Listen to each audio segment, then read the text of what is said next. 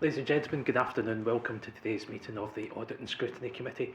As per usual, I'd like to begin with some items of protocol because it is a hybrid meeting and we do have participants joining us online. The meeting has been recorded and a copy of the recording will be made available on the Council's YouTube channel following the meeting. To help with the smooth running of the meeting, please ensure you keep your microphones on mute unless you're speaking, and of course be sure to switch microphones on when you wish to make a contribution so that people online can hear what you have to say. If you're online and you'd like to ask a question, please use the raise your hand function. Myself and the officers attending will monitor proceedings to ensure all requests to speak are seen. And of course, if you're online, please refrain from using the chat function for debate amongst one another, and of course that wouldn't be part of the recording. In terms of the officers attending the meeting today, we have Kirsty Stanners, Head of Finance and Chief Financial Officer, Barbara Clark, Chief Accountant, Michelle Blair, Chief Auditor, Jennifer Greenshields. She's not here. I think she's maybe involved. Who's not attending. We have instead Leslie Ann Burns, Democratic Services Officer, and Linda Hutchison, of course, Senior Democratic Services Officer. Attending from the External Audit team, we have Grace Scanlon joining us online.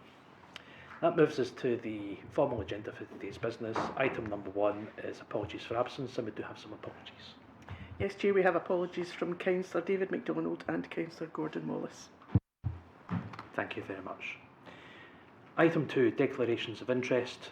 As a reminder, the Councillors' Code of Conduct requires elected members to declare any financial or non-financial interests on items in today's agenda.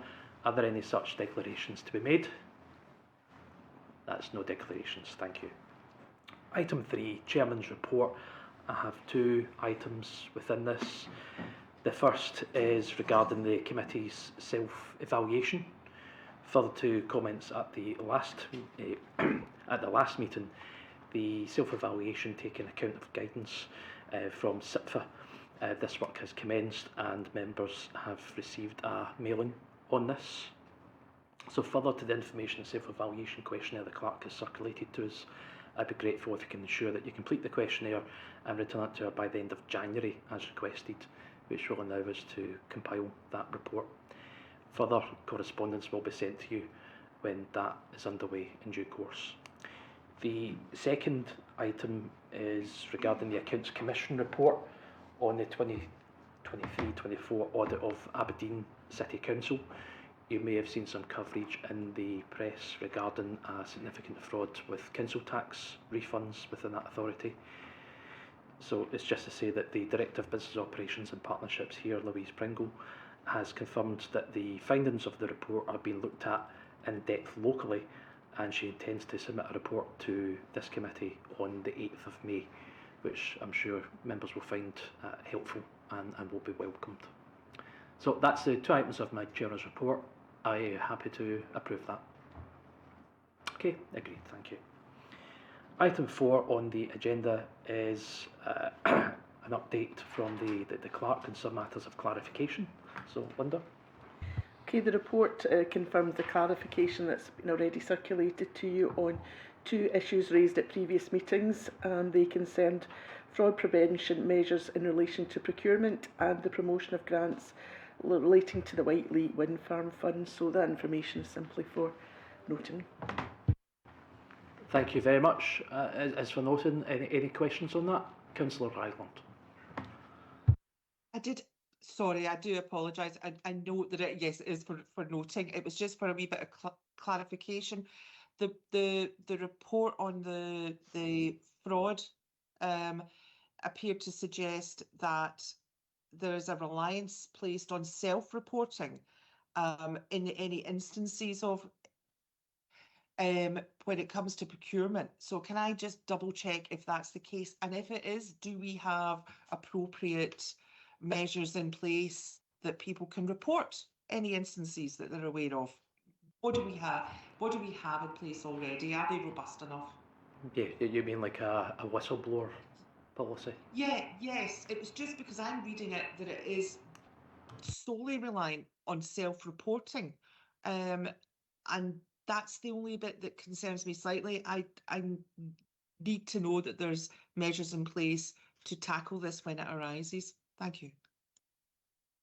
Well, I'm not able to comment on that unless the Director of Finance and Internal Audit are able to shed any light on that. We would need to go back and check that and report back. I could send you just a quick question then by email if you'd prefer. Do that. That's fine. I mean, I would circulate it. Thanks, Councillor. I'm happy for you to share your queries, and we can come back either by email or just have a very short discussion with you. It just allows you to have that full discussion at once rather than it kind of going across numerous committees. So we're happy to close that off with you after the meeting. I agree. No, thank you very much. Thank you. Okay, thank you very much for that. I think it's an important question and a good point to get clarification on. The Provost would like to speak.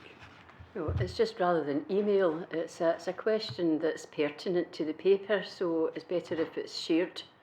I just wondered if Michelle had any input into this as well. Michelle, is there anything you wish to add at this stage? I would just say that there is a council's whistleblowing policy and people do use it. Okay, it does sound like there's perhaps some further clarification. I mean, obviously the fact the question has been posed and the committee makes it a matter of public record and it will be minuted and recorded, and then we'll hear back at a later committee what the further clarification is. Okay. With that, is there anything else on this item? I'll be happy to accept. Okay, thank you.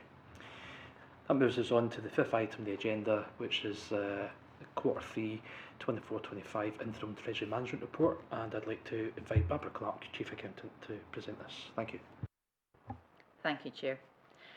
As part of the Council's Treasury Management Strategy, the Chief Financial Officer is required to report on the quarterly activities of its Treasury Management operations, and this report is to achieve that requirement. This is a very high-level report showing the Council's debt position, along with graphs depicting the movement in investment and borrowing over the first 8 months of the financial year. From the report, you can see that £25 million of borrowing from PWLB has been taken since last reported to support the capital programme. This is despite current high interest rates. However, the period over which the loans were taken is relatively short in the anticipation of rates reducing in future years.